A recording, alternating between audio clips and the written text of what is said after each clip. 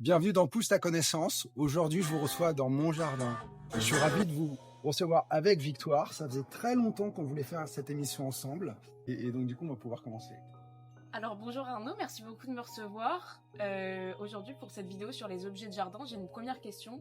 Pourquoi choisir d'intégrer des objets à son jardin? C'est difficile de faire un jardin qu'avec des plantes. Si on fait un jardin qu'avec des plantes, rapidement on se retrouve dans un schéma de ratatouille ou de pépinière. Donc le fait d'intégrer des objets dans un jardin, ça donne une âme forte. Quand j'ai commencé dans ce métier de paysagiste, il y a 48 ans, j'ai calculé tout à l'heure, ça fait 48 ans, j'ai travaillé avec, pas il y a 48 ans, mais j'ai travaillé avec Camille Muller au début, et à l'hôtel Coste à Paris. Et je me souviens, on avait cherché ensemble au puce des objets rouillés, des vieux portails, même un berceau. Et c'est comme ça qu'on avait typé la terrasse. Et seulement après, on avait rajouté des belles poteries et des belles plantes. Mais on avait commencé par les objets. Et j'ai gardé, ça m'a marqué. Après, j'ai fait d'autres jardins et je suis toujours resté dans cette idée qu'il fallait mettre des objets et ensuite les plantes. Est-ce que tu conseilles de choisir des objets symboliques comme ces Bouddhas ou plutôt de s'orienter vers des formes plus abstraites? Question difficile. Je pense que ça dépend de chaque personne. Il y a des personnes qui aiment les Bouddhas ou par exemple, moi j'adore le tai chi. Donc forcément, dans mon jardin, j'ai choisi des objets qui créent un univers un peu zen et pour faire du tai chi, par exemple, sur ce transat, de faire des mouvements de tai chi, etc. Quelqu'un qui adore la décoration, qui adore les jardins italiens. J'ai fait beaucoup de jardins italiens quand j'étais à Paris. Forcément, c'est pas du tout le même état d'esprit. On va mettre des statues italiennes, des poteries florentines, etc. Et là, du coup, c'est des objets moins symboliques. Alors en parlant de ce transat, justement, pourquoi avoir choisi de fabriquer cet objet plutôt que d'en acheter un? Alors, en fait, le bassin, en fait, c'est c'est un tout petit espace. Moi, j'adore les petits espaces. Et en fait, il fallait jouer vraiment sur chaque petit centimètre.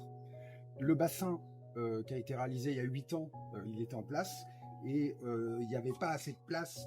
Avant, c'est difficile d'expliquer, mais avant, il y avait une autre configuration, une autre table basse et on a tout remodifié.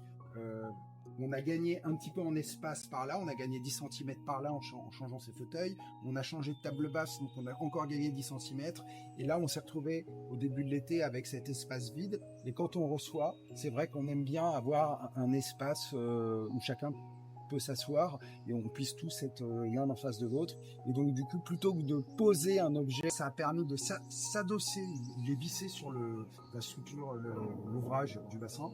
Et du coup, donc il y a une partie qu'on peut soulever. Ça sert à la fois d'espace pour s'asseoir. Quand on reçoit, il y a un petit matelas, on peut s'asseoir dessus.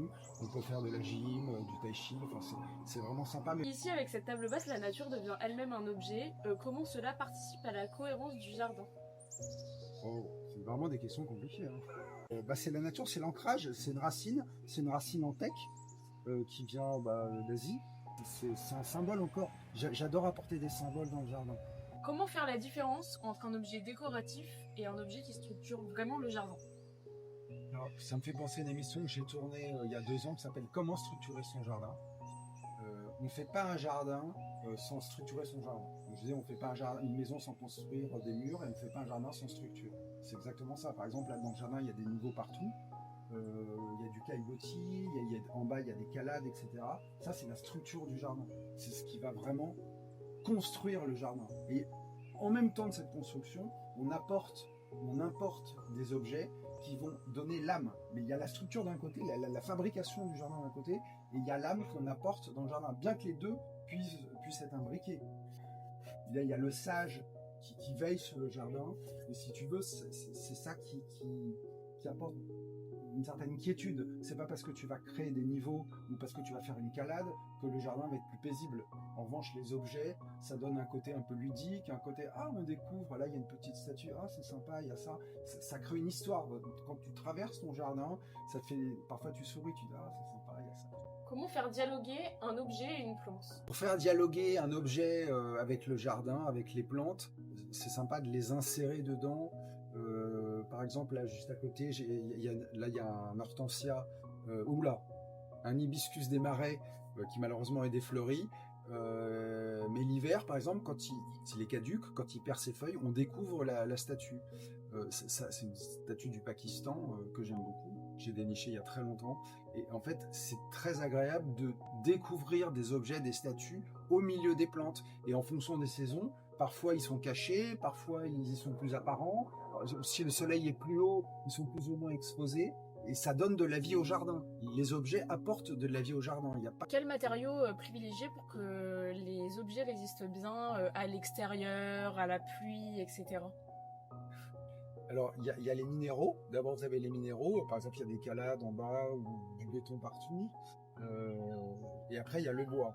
Et dans les essences de bois, il y a des bois exotiques et des bois pas exotiques. Les bois exotiques, l'avantage, c'est qu'ils pourrissent pas, ils sont imputrescibles.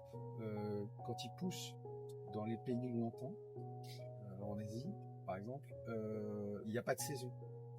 Donc du coup, il n'y a pas, quand on coupe un arbre, on voit les nœuds, mais on peut compter, chez nous, on peut compter les années. Avec un bois exotique, il n'y a pas ces fameux anneaux. Pourquoi il y a un anneau? Parce qu'il y a une couche dure et une couche tendre. C'est-à-dire que le dur, c'est l'été, je ne sais pas si c'est l'hiver ou l'été, je ne sais plus, et la couche tendre, c'est le contraire. Dans les pays tropicaux, il n'y a pas ça. Donc, par exemple, je prends l'exemple de l'IP, là, il y a beaucoup d'IP dans le jardin. Le bois est beaucoup plus dur, donc il ne pourrit pas. C'est pareil, j'ai remarqué que le caillebotis était particulièrement propre et bien soigné. Comment ça se fait? Alors, malheureusement, tous les bois grisent.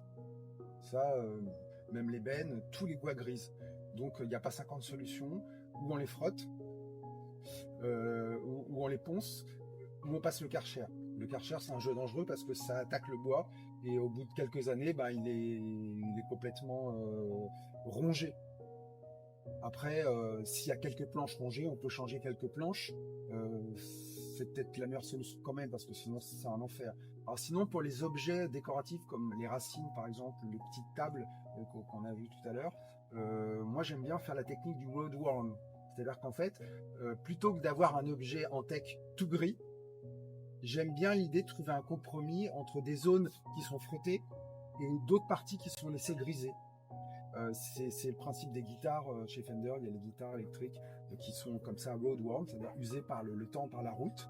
Et donc j'aime bien frotter tous les mois ou tous les mois et demi des petits morceaux de la racine.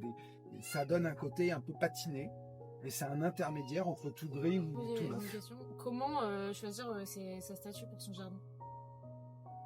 Alors moi, ce que j'aime faire, c'est aller avec mon client dans des endroits choisis où le client choisit, c'est très personnel. C'est-à-dire que moi, je vais avec mon épouse, on adore chiner, mais c'est pour nous, c'est pour le jardin qu'on a fait ensemble ici. Maintenant, pour un client, je suis pas lui. Donc lui, il va aimer quelque chose ou pas. Donc moi, je l'emmène dans des endroits, je le guide, mais on choisit ensemble. Ce qui se passe, c'est qu'il y a plein de statues différentes. Il y en a en terre cuite. Par exemple, j'ai fait des jardins un peu italiens quand j'habitais à Paris, avec des terrasses, etc. Donc il y avait des statues en terre cuite qui gèlent pas, avec des poteries florentines. Là, par exemple, vous avez une statue en plomb de Rita Jardens. Donc là, il y a des sculptures en pierre. Là, il y a une statue en bois qui est un palais indien. Si on a du minéral, c'est sympa d'aller apporter une statue en bois ou une statue en plomb. Si par exemple on est sur un caillebotis, c'est sympa d'apporter une statue en pierre. C'est sympa de jouer avec le yin et le yang, c'est-à-dire les contrastes des matériaux. Le tout dans une structure bien pensée. Alors tu as parlé de choisir ses statues avec son client, etc. Ici je vois que le jardin est très zen. Est-ce que c'est la seule sorte de jardin que tu réalises? Ah non. Nous avec mon épouse, on adore ce jardin. Et d'ailleurs, si on devait déménager, on referait un autre jardin. C'est sympa de tourner des pages. Donc avec mon épouse, on avait fait un jardin expérimental pendant 7 ans à Toulon. C'était pas du tout le même thème. D'abord, c'était un jardin, il y avait un thème, c'était la réconciliation entre Dieu et les hommes. Donc il y avait 4 chemins. Chacun des chemins représentait les 3 religions monothéistes et le bouddhisme. Et tous les chemins convergeaient vers le même paradis. Donc on voit bien que je fais pas que des jardins zen. J'ai fait énormément de terrasses déco. J'aime tous les styles. Mais chez moi, je fais le jardin qui me touche le plus. Chaque atmosphère est différente. D'abord parce que c'est une discussion avec le client. Avec notre société In-Out Harmony que j'ai avec mon épouse, ce qu'on aime faire, c'est rentrer dans la maison, s'asseoir sur le canapé. Une fois même, on s'était baigné dans la piscine. Ça permet de s'imprégner de l'espace. Et quand on est bien imprégné de cet espace, à ce moment-là, on choisit des endroits, on dit on va vous emmener là, on va vous emmener là, on va vous emmener là, et c'est seulement à ce moment-là que le client va dire ah ça j'adore cette statue. Tant qu'on n'a pas entendu j'adore ça, il se passe rien, parce qu'on n'est pas là pour forcer, on force personne. Alors ça peut être un coup, là au printemps j'ai fait une terrasse zen à Cannes, on a choisi un grand Bouddha, voilà, mais ça peut être complètement autre chose. C'est pas notre espace, c'est l'espace où le client devra se sentir le mieux possible. Et ça doit être en harmonie avec la maison ou l'appartement. Je vois beaucoup de calades dans le jardin qui apparaissent un peu comme des statues. Pourquoi avoir fait ce choix de faire des calades Alors déjà, je suis passionné par les calades. C'est vraiment un truc que j'adore. J'ai fait 7 ans de peinture quand j'étais plus jeune. Et en fait, je me suis petit à petit déplacé vers pas la sculpture, mais le truc en 3D, quoi, en 3 dimensions. Et donc j'adore les calades, les faire. Donc là, j'ai fait l'année dernière cette calade dans l'escalier. Et en fait, le thème, je sais pas, ça m'a pris comme ça. J'ai dessiné un poulpe. Là, on voit, il y a un poulpe qui est dans l'escalier. Et on habite Cannes. Donc forcément, il y a la mer. Et puis, on avait aussi dans le salon un safran. On ne savait plus comment le gérer. Du coup, il a terminé dans le jardin. Et comme c'est un safran, et c'est bon, faire simple, c'est un gouvernail de bateau, de pointu. Et du coup, bah, il est juste à côté du poulpe. Et derrière, il y a le bassin. Et puis à côté du poulpe, il y a le barbecue. Donc tout ça, c'est assez logique. J'aime ce qui est amusant. J'aime ce qui est symbolique et amusant. Et c'est vrai qu'une calade, où on la traite de manière inerte, on fait pas vraiment de choses, mais on peut aussi créer un motif dans un escalier ou à l'intérieur d'un caillebotis.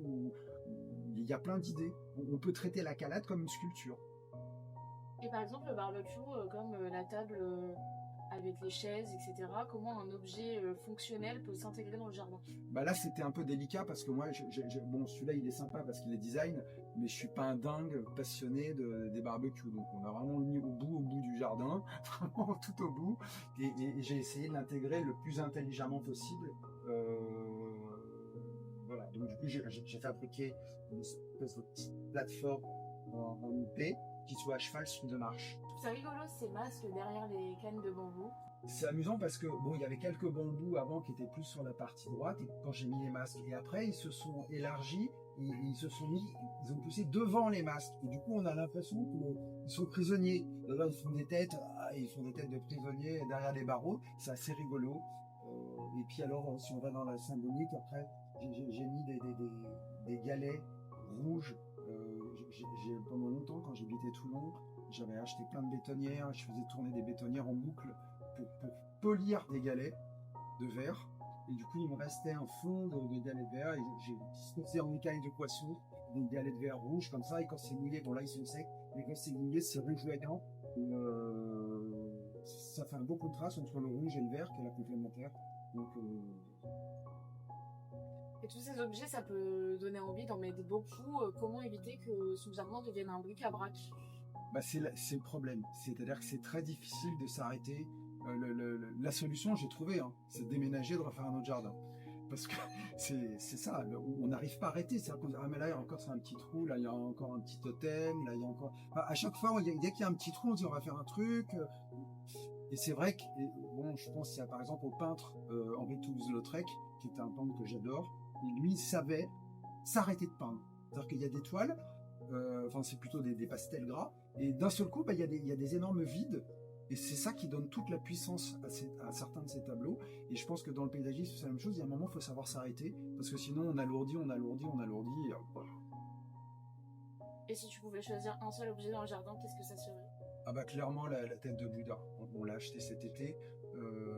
J'adore cette statue de Bouddha qui vient du Bouddha, de Bali donc. Et c'est une femme, c'est assez rare. Moi, j'avais jamais vu des Bouddhas femmes comme ça, enfin en grosse tête. Souvent, ce sont des hommes. Et là, je trouve que il y a un côté elle est très pure, elle est majestueuse. Et quand je l'ai vue, j'étais hypnotisé. Je la voulais absolument. Donc j'ai construit un pont. Là, au-dessus, on a démonté tout ça, on a construit un pont, on a recruté depuis la rue, par-dessus. Enfin, c'était un énorme travail avec, je sais pas, 350 kilos. J'étais très, très, très, très motivé. Et je suis ravi que la soirée arrive. Bah, merci beaucoup Arnaud de m'avoir reçu aujourd'hui et d'avoir répondu à toutes ces petites questions. C'était un plaisir, moi ça m'a fait très plaisir. Si cette émission vous a plu, abonnez-vous, mettez un petit pouce et puis on se retrouve bientôt pour une prochaine émission. À bientôt.